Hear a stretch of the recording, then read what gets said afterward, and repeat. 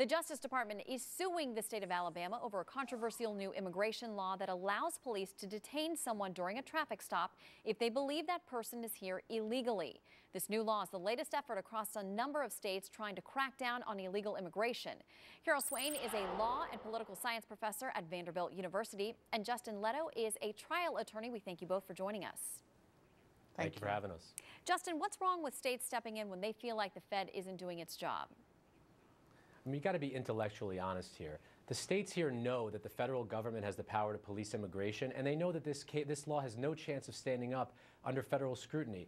What I think is this is a political attempt by the state of Alabama to say to their constituents, we're trying to do what we can to stop illegal immigration, but they know full well that they have absolutely no chance of this law going through under federal scrutiny, and it's going to get overturned like it has in all the other states that they've tried. Well, there are portions of the law in Arizona that were upheld. Of course, that was the most controversial last year when it was passed and has gone through the court system. The governor there says she's going to go ahead and appeal it to the Supreme Court as well. Carol, do you think that any parts of this Alabama law will survive? Yes, and since 1976, the U.S. Supreme Court has given states the right to make some laws related to immigration.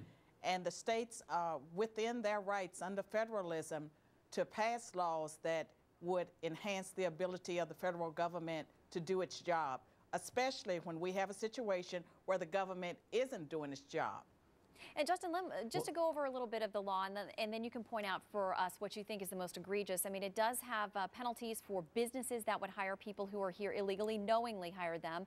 Also, it's illegal to make contracts with illegal immigrants. And also, there are penalties and things that require school districts to then also check the immigration status of potential students. And my understanding is they would be banned from attending state colleges and universities. What is most troublesome to you? Well, you know, I have the law here. I read the entire law. I think what the part that troubles me the most is, first of all, it says there if you're involved in an entrapment situation, all of a sudden the criminal burden shifts to you to prove that you were entrapped. So not only are they burden shifting on criminal defendants, they're also here, they're making a point that the educational system causes lawlessness among students.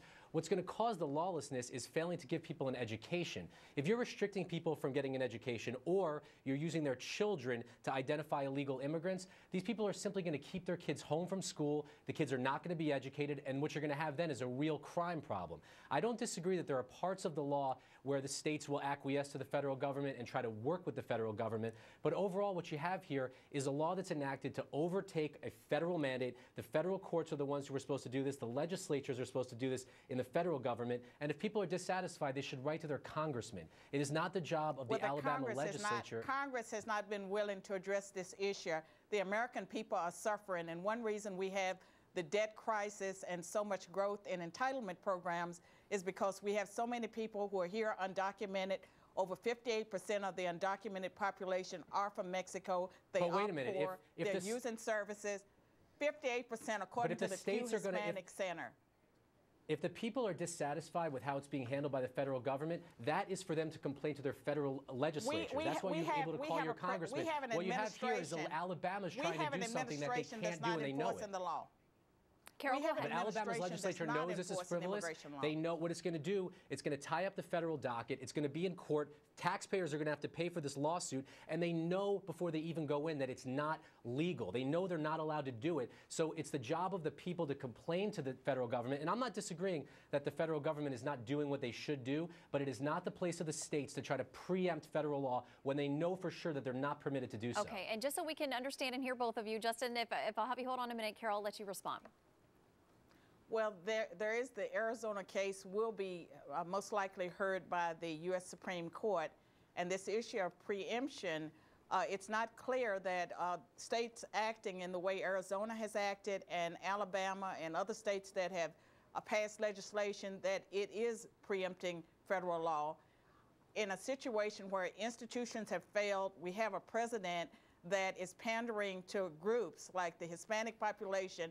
They are pandering to groups for votes instead of protecting the American people. We are suffering because of this. If you look at the unemployment rate of blacks, working class whites, and legal Hispanics, millions of people are here undocumented. We don't know how many are here. If those people were to return to their countries, whether voluntarily or through deportation, it would create more opportunities for American workers.